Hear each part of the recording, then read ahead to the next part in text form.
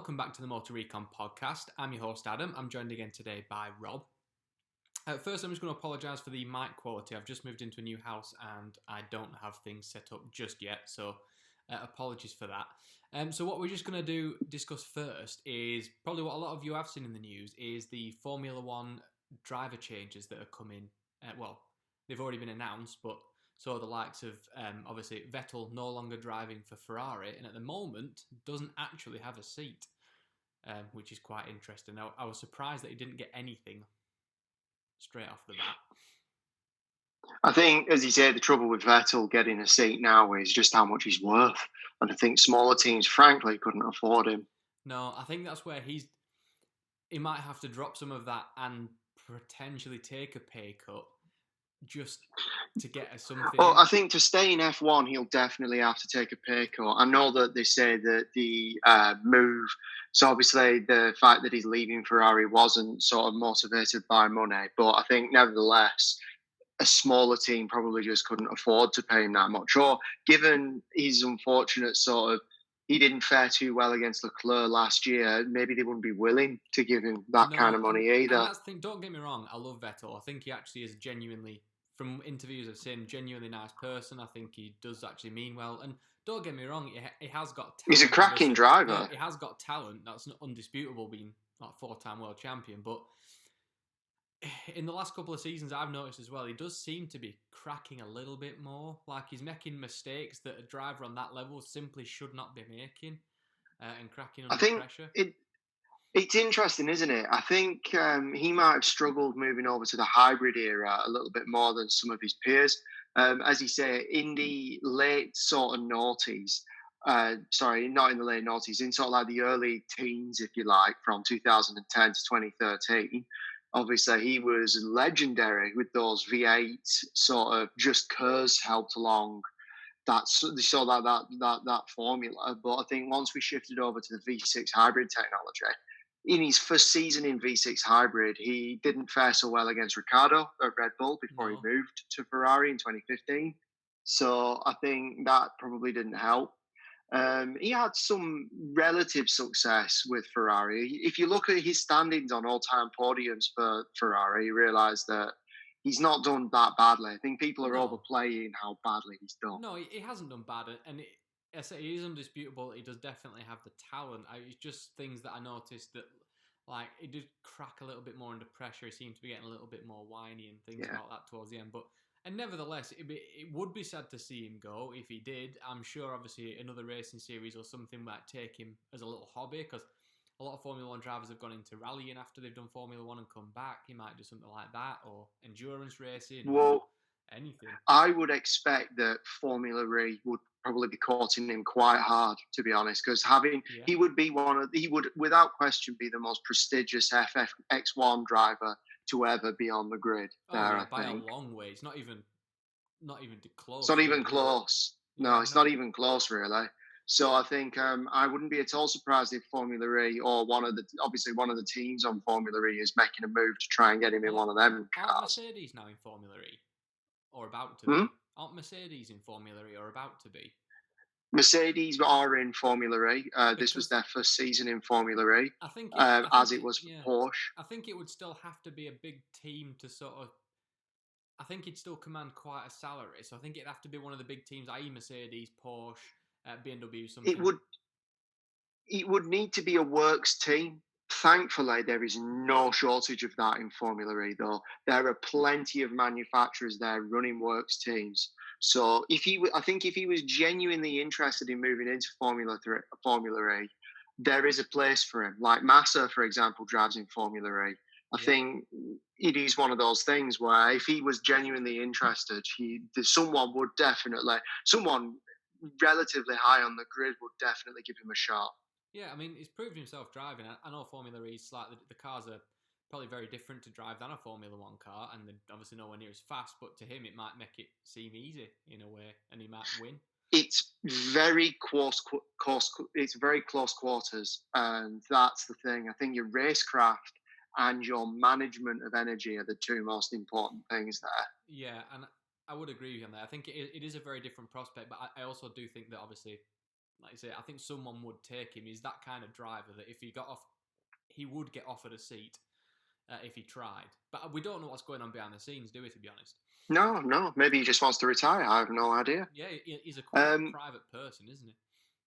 Yeah. I think the next one to talk about is probably Sainz to Ferrari, which I personally think is a fantastic signing. It is. It did not come as a surprise to me at all. I know it was rumoured for a while, even before they announced it, but it didn't come as a surprise that they chose him, if I'm honest. What is he saying? I watched some fantastic videos on how they compared him against Verstappen, and you realise that there was very little between them in their days at Toro Rosso. He's a driver of a very high caliber, and he proved last year's season with McLaren that he can take a team that isn't potentially performing at its absolute best and bring the best out of them. Yeah, and I've grown to quite like him as well. I even like his personality. I like everything, and I think he would be good for the Ferrari brand as well because he's a very personality based driver as well. He's got that personality to go with it, and I think that's important. He's very sponsor friendly as well. I feel there isn't anything too controversial about the guy. No, exactly, and he's still very young, so he's got a lot of time ahead of him, so they can build him up as a decent, decent team member if they give him the time for a while. I think the question that they may run into is that obviously they've built their long-term future around Leclerc. They've given him a very long contract, which is unusual in Formula One. So it's clear that they're trying to put their eggs in sort of the Leclerc basket. But if Sainz does rock up and pose a serious threat on pace to Leclerc, I'm curious to see how that'll be handled. Yeah, no, I think that's such a fair point on that. It's going to be an very interesting season to see just how well they do. I think he will perform fantastically, if I'm honest. I think that's the thing. I think he is almost too good of a signing. I think he's very, very fast. He is, and I think he can put a bit of pressure on there. So that would be a fantastic thing for me. I really do actually hope he does well. I do actually quite like the guy, so I do hope he does prove that he's been worth it. Another one I just wanted to touch on as well was the empty seat at Renault and the potential return of Alonso that's being talked about at the moment. Yeah, it's interesting, isn't it? I think it's something that Liberty Media might want because obviously, given the coronavirus situation at the moment, having Alonso return to Formula One would be a big publicity boost. Yeah, there's a lot of Alonso fans out there, and I think he would really help them in the ratings and sort of, as you say, as they go into 2021 and as everybody else on a relatively weak footing, having someone like Alonso poised to make his return to the sport is something to really big up. And if he can do it at Renault as well, obviously he's been with Renault in the past, he did well in Renault, so his trouble will be that Alonso I imagine he would only want to come back to F1 in a car that could win him at least races. And we've seen what happens in the situations where he's not provided that equipment, like McLaren Honda from 2015 through to sort of like, I think it was 2018. And you realise that I'm not saying that he has a negative impact on those teams, but I think he heaps so much pressure on them to perform that sometimes it all gets a bit too much. Yeah, just a little bit too much for them. Yeah, I'd agree with you there. I don't mind the guy. I think I commend what he did, like when he was trying to go for. Obviously, he's done F1. He wanted to go to win. Was it the Can-Am? Le Mans. He won at Le Mans, yeah. He did Le Mans, didn't he? But was it the other American one? Was it Daytona? I can never remember which one they do. Oh, he was trying to get to Indy. He was trying to win Indy 500, and he was leading it for a long time before his car let go. Yeah. So don't get me wrong. Fernando Alonso is arguably, well, there's no argument about it. He is one of the best drivers of his generation, for sure. Absolutely. And yeah, he may only have 2 world championships, but his drive in 2012 in an uncompetitive Ferrari, relatively uncompetitive, to bring it into championship contention was nothing short of a miracle. So he's got oodles of talent as a driver. I just think his personality, when he's not in a car that can give him those race wins and have him fighting at the front, might rub Renault the wrong way. And also as well, he's got the added pressure. Like, not many Formula One drivers, if any, that I can think of, have had a break from the sport, come back, and then done anything really of merit. Like, look what happened when Schumacher came back. It's interesting. Kimi came back and he did pretty well upon his return. He raced for the Lotus when he came back. Actually, that's a fair I think the most notable person who took a break from Formula One and came back and smashed it was Niki Lauda. He took a break. He took a break in the late 70s, came back in 1984 and won the championship. Yeah, that's fair.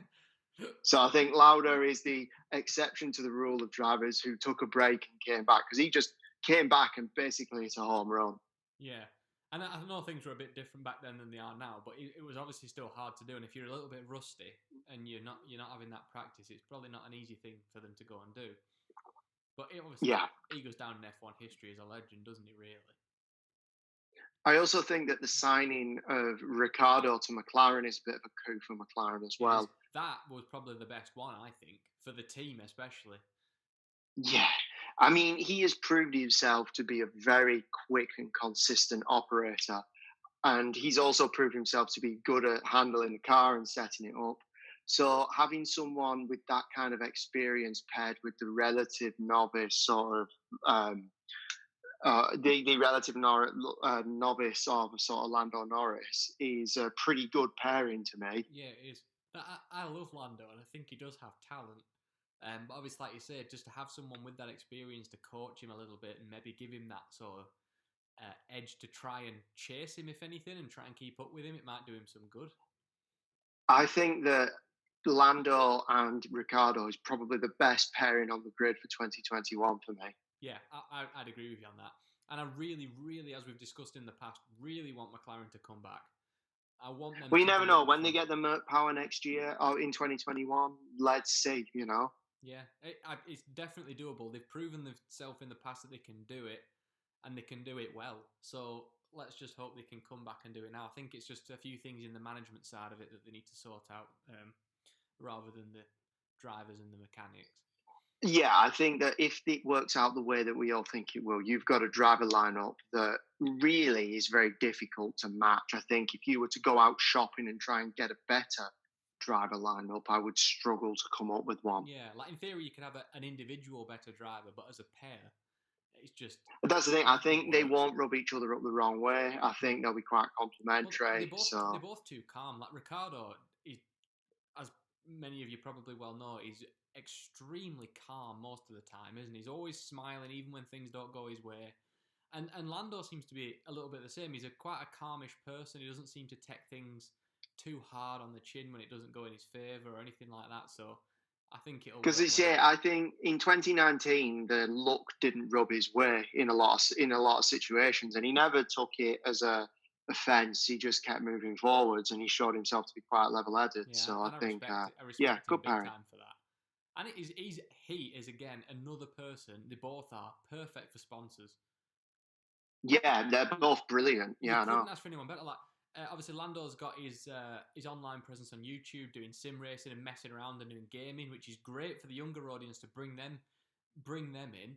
And you've got obviously Ricciardo. He doesn't really do anything controversial anywhere, so I think we could also see some big names wanting to get behind them too as well. Well, that's the thing. Ricciardo brings in a generation who's potentially a little bit older than Lando, and Lando brings in the youngest generation who watch Twitch streams and things like that into the sport. I think the pair of them, if you look at their fan base, I think they probably cast quite a wide net. Absolutely, and that is exactly what sponsors will want, and the team as a whole. So I couldn't agree. Yeah, probably the best pairing I've seen in a long time in Formula One. Yeah, in a long time. So just quickly on to something else we were going to talk about, and I know this is something that's quite keen to your heart here, is the possibility of electric endurance racing, which. Yeah, this was something that I thought of. Obviously, in the lockdown, I've been watching the sort of reruns of Le Mans from like the sort of the teens. So if you on Amazon Prime, you can watch they're like feature length film coverage of Le Mans. And it gives you the best bits. I'd highly recommend them. But what I was wondering was obviously the LMP1 class of Le Mans, which is due to be replaced with the hypercar class at some point. It was heavily dependent on hybrid technology, which is an excellent way to push technology forwards. But what I always thought was it would be beneficial to introduce a wholly electric class into Le Mans. I'm not saying make the whole thing electric. I'm just saying have a class for it. So you have obviously GTM, you have GT Pro, you have LMP1, you have LMP2. I'm saying have a class just for electric cars. Yeah. And I would run it in a similar way to Formula E, whereby I would contract people like Williams and McLaren and Dallara to make a spec car for all the teams to race, except for them developing their own electric motors and their own gearboxes. Yeah. Reason being, it means that essentially it would allow Formula E teams to potentially race in endurance racing by dropping the electric motors they create for their Formula E cars into an endurance car, and helps cut the cost down a little bit. Absolutely. Or slightly modify them just to make them that little bit more powerful for the long straights and things like that. But Exactly, modify them for reliability. It's interesting because I think that, and I think I've got some good examples of this, which is Formula E under the Generation 3 of the cars, which is upcoming, are potentially looking at introducing in-race charging into the mix. So clearly, electric charging technology is getting to the point where that can become a practical thing to do in the middle of a race now. And I know full well that the electric class of endurance racing would go nowhere near as far as the petrol-powered cars, and they'd be in the pit a hell of a lot longer. But I feel that it's the only way that you'll be able to quickly develop that technology on range and charge time, and show to the customers how that technology is developing to get them more sold on buying one of them cars themselves. Yeah, no, I fully agree, and I think if they can sort of generate a little bit of a class like this, I think, like you said, the Formula One teams will stampede over, and a lot of the big manufacturers will get back into it. So, like you said, the amount of people that have pulled out of Le Mans in recent years, it's astonishing. It's the fact that it's actually still going is amazing.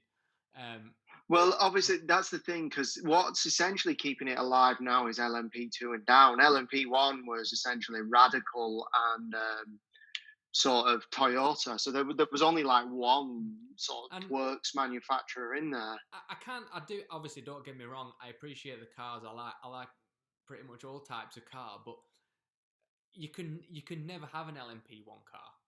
Like, no matter what you do in your life, no matter how rich you are, you're not going to get an LMP1 car and be able to drive it on the road, are you? Like, it's just not going to happen. So I think, people don't get the fan side of it. So I think having a real car that you could potentially go and buy, I know it's completely different, but it just adds it. That's why touring cars were so popular. And that's the thing. I think that's why people like GTM and GT Pro so much, because those are real cars that, yes, they're highly modified for racing, but nevertheless, it's like they have some elements of the road car.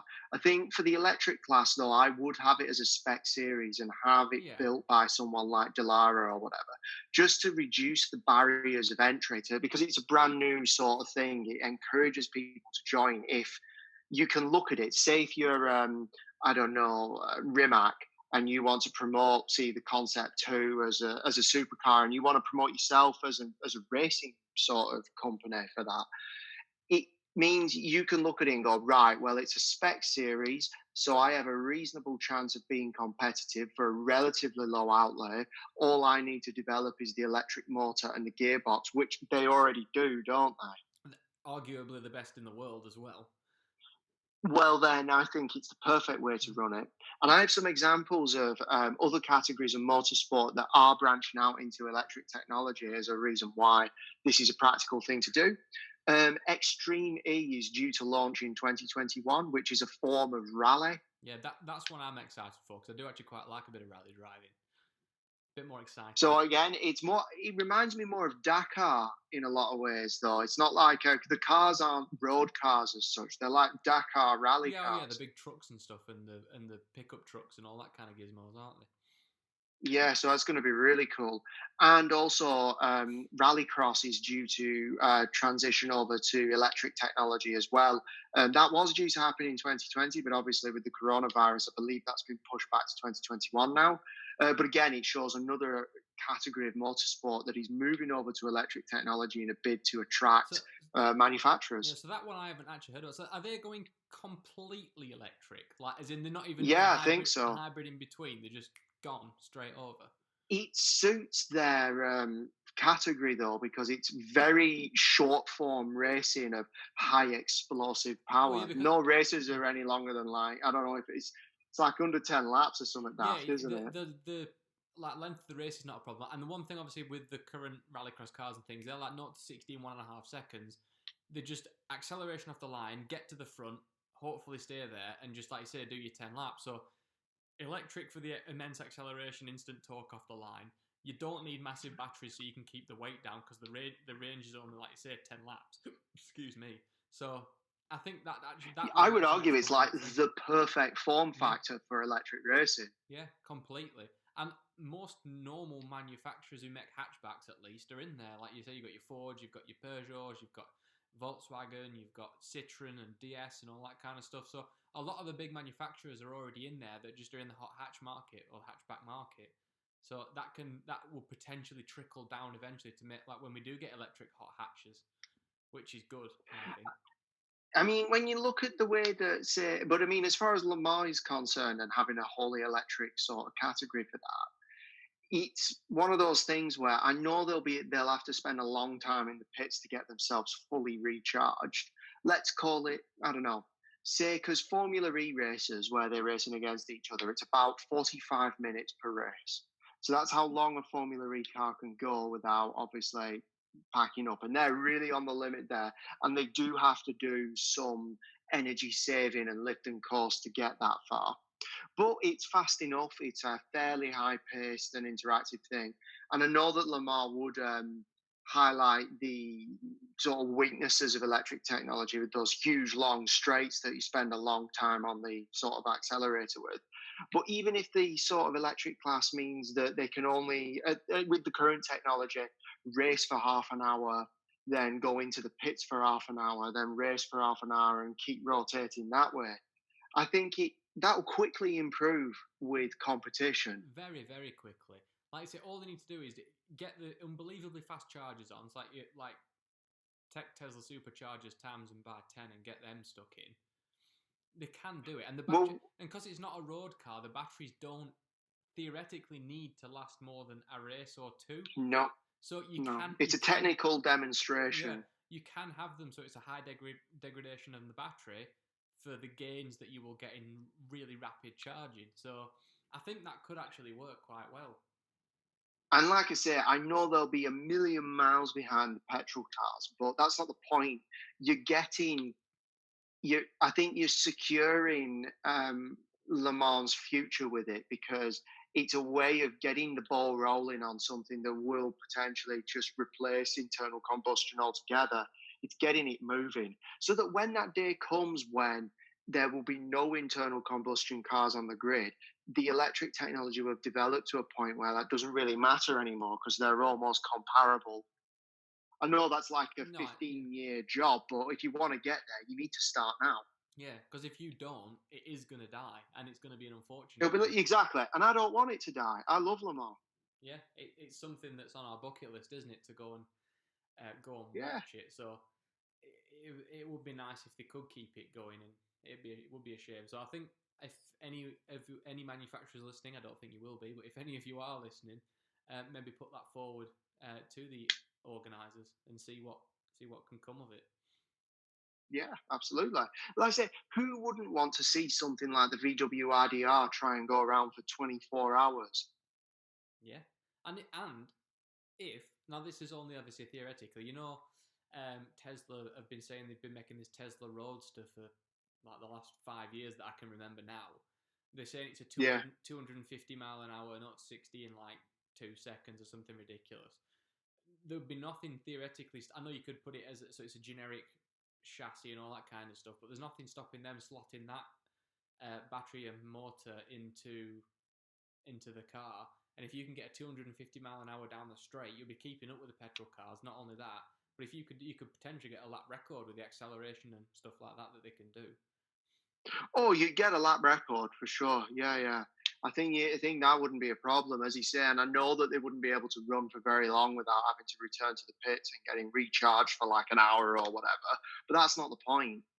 No. The point is, it shows an improving picture year on year. Yeah. Oh, I know this might be a shot, but potentially like what they used to do in Formula E, that you have two cars. Yeah, I mean that is a perfectly valid argument, but just to show how if you put it into a competitive environment, it will improve. Formula E in 2014, when it first launched, obviously they could only do half the race, and they were producing relatively small amounts of power, and they'd have to swap cars. Fast forward to present day, where not only can the batteries now go the whole distance, but the cars are faster than Gen 1 as well, so they're going faster and twice as far, Yeah, which nearly. and that is literally, what is that, in 6 years? So You get Le Mans now and see what would happen within 10 years of development in that field. And you'd be surprised how close they get to the petrol cars after that sort of development time. And not even just that, they could as well. This is slightly just off the topic a little bit, but it'd be nice to see something like an alternative fuel class. So maybe do a hydrogen class where they run on hydrogen, so there's no emissions or anything, and they can produce a lot of power and do the same as petrol. And that could Definitely, yeah. that could potentially be another route that they might go down. It just, because I know hydrogen's hard to store and things. It might not work at the moment for, like you say, everyday runaround cars at the minute. But for racing, you don't really need to store it that long or anything. And race fuel is different to normal petrol anyway. I think obviously they weren't that limited on fuel in LMP1 anyways. The rules in LMP1 are more relaxed than in Formula One, for example, where Audi ran on a 6-cylinder diesel, whereas Porsche ran on a 4-cylinder petrol engine, just as an example of the wild differences between the cars. So they do have experimenting at the front, but I think the point is you need to create a bubble for electric technology. Because if you you can't field an electric technology and expect to win Le Mans outright, because petrol cars will just monster it. So you need to create its own little bubble where electric cars can just compete against each other. Yeah, I think that is the way to go. And then eventually, maybe in 10 years' time, they won't only be. But that's the thing. If in 10 years' time the times between the electric class and the internal combustion class are marginal, merge them together into one big class then. Yeah, and see what happens. Best exactly. Do, really. But no, that is a very interesting topic, and it's going to be fascinating to see what does come over the next decade, especially that as we go and roll on 2030 and see what's different then. But I think that'd be a good place to wrap us up. It has been a great topic. I've actually enjoyed that. I've actually got something next week that a subscriber's suggested for us, so we'll do that then. I'll keep it under loops for now, but we'll see you next week. But anything you want us to discuss, please let us know in the comments in the sections below. We will do that for you. Like I say, next week is going to be one. So please give us a nod and we'll do it. See you later. No worries. See you in a bit.